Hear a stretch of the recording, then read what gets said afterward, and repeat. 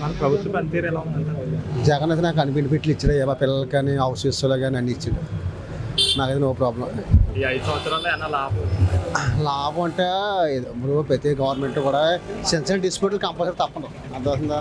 అదే జగన్ అయితే ఆ కరోనా టైంలో ప్రజలు బాగా ఆదుకున్నాడు. ప్రజలను అయితే బాగా ఆదుకున్నాడు.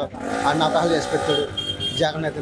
ఈ రోడ్ల విషయంలో ఎలా ఉంది? రోడ్ల విషయంలో అయితే ఇక్కడ మరి గవర్నమెంట్ ఈ ఫండ్స్ అన్ని ప్రజలకు పట్ట ఇవ్వడం వల్ల ప్యూర్ పీపుల్ కాడ ఇస్తున్నారు కదా, అందువల్ల మరి గవర్నమెంట్ దగ్గర నిధులు లేవు కదా మెయిన్. అందువల్ల మరి మెయిన్ అయితే ట్రాన్స్పోర్ట్ చూడాలి కంపల్సరీ. కానీ మరి రాజధాని విషయంలో ఏమంటారు? రాజధాని విషయాలు అంటే మరి గవర్నమెంట్ మరి ఏదంటే 5 years అవుతుంది కదా, మరి రాజధాని చాలా టైం పడేస్తుంది. ఆల్రెడీ ఇంత ముందు మద్రాసు నీడిపోయినా సగం దెబ్బతిన్నాం, మళ్ళీ తెలంగాణ నుంచి సగం దెబ్బతిన్నాం. ఇదో దెబ్బ. మరి పథకాలు ఇస్తున్నారంటారు, నిత్యావసర సరుకులు రేట్లు అది. ఆ నిత్యావసర రేట్లు అయితే ఇప్పుడు అలా కాదు. ఈ పథకాలు ఇవ్వడం ద్వారా అసలు గురుజుగా చెప్పాలంటే ఇప్పుడు పథకాలు ఇస్తున్నారు గవర్నమెంట్కి ఇవ్వడం వల్ల ఇక్కడ ఏమవుతుంది, ఇప్పుడు ప్రొడక్షన్ ఉందనుకో. ఎందుకంటే ఎవరికి ఆ పథకాలు కూడా అందరికి అవ్వకుండా ఎవరికి అవసరం బాగా పూర్ పీపుల్ ఎన్నుకొని వాళ్ళకి ఇస్తే బాగుంటుందని ఉద్దేశం. మరి నిరుద్యోగులకి జాబుల విషయంలో జాబ్ విషయంలో అయితే జాబులు తీయాలి కంపల్సరీ. ఎందుకంటే తర్వాత ఇక్కడ కంపెనీలు మెయిన్ డెవలప్మెంట్ లేదు. కంపెనీలు రావాలి మెయిన్. కొత్త కంపెనీలు వస్తే కానీ డెవలప్మెంట్ అవ్వాలి. కంపెనీలు బాగా తీసుకురావాలా, ఫారెన్ ఫండ్స్ అయితే రావాలా, ఇన్వెస్ట్మెంట్స్ బాగా పెట్టిస్తాం. మరి రానున్న ఎన్నికల్లో ఏ ప్రభుత్వం కోరుకుంటున్నారు? నేను కావచ్చు జగన్. ఏం మార్పులు అంటే మరి ప్రజలు అంటే కరోనా ఆయన వచ్చిన తర్వాత కరోనా 2 సంవత్సరాలు దెబ్బతీసింది. 3 ఏళ్ళు పరిపాలించినట్టు అంతే. ఆ కరోనా చాలా మరి పే చేశారు. ఇప్పుడు కానీ ఏ గవర్నమెంట్ వచ్చినా మన పేదలకు తప్పదు. సెన్సిటివ్ డిస్ప్యూట్లు అన్నీ వాళ్ళు చేయాలని చేయలేరు కదా. మరి జనసేన టీడీపీ కలిసి వస్తే ఏమవుతుంది అన్నారు? జనసేన అంటే ఎందుకంటే మినిమం కలిసి ప్రజలకైతే ప్రతి పూర్ పీపుల్ కూడా హౌస్లు ఇచ్చాడు. మేము హౌస్లు కంపల్సరీ ప్రతి కుటుంబం. జగన్ ఏం చెప్తున్నారు, నా వల్ల బెనిఫిట్ పొందితేనే ఓటు వేయమంటున్నారు. అర్థం వచ్చిన 5 సంవత్సరాలు దాన్ని బట్టి ప్రజలు నిర్ణయిస్తారు. అది ప్రతి ఇంటికి కూడా ఏదో పెట్టుబడి ఇస్తున్నాక వాళ్ళు నిర్ణయించుకుంటే ప్రజలు మనకు ఇయ్యాలి వద్దన్నది. కానీ ఆ పార్టీ వాళ్ళే మా జగన్ అన్న మా నమ్మకం అని చెప్పి బోర్డులు వేస్తున్నారు. దానివల్ల ఏమైనా ఉపయోగం ఉందంటారు?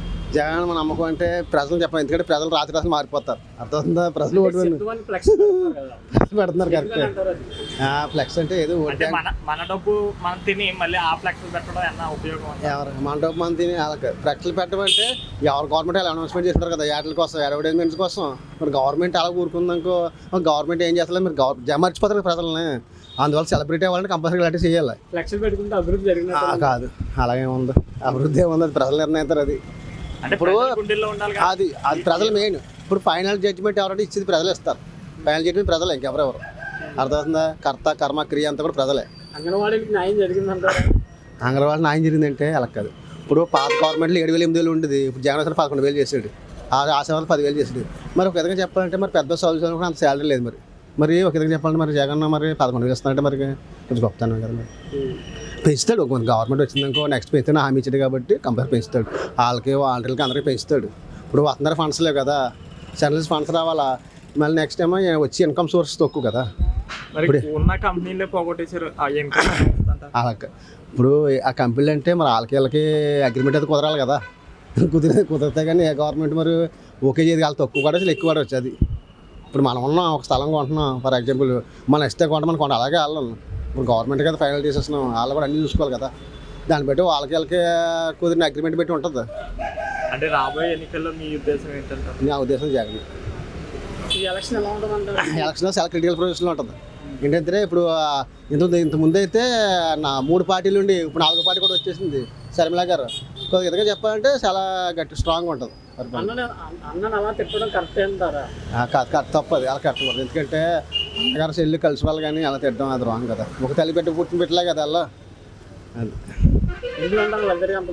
గొడవ అంటే ఫ్యామిలీ పార్టీస్ మనకు తెలియదు కదా. అది ఫ్యామిలీ వల్ల వాళ్ళకు ఉంటాయి అంతే. ఫ్యామిలీ వాళ్ళు ఉంటాయి కదండి వాళ్ళకి. Okay sir, thank you. Okay.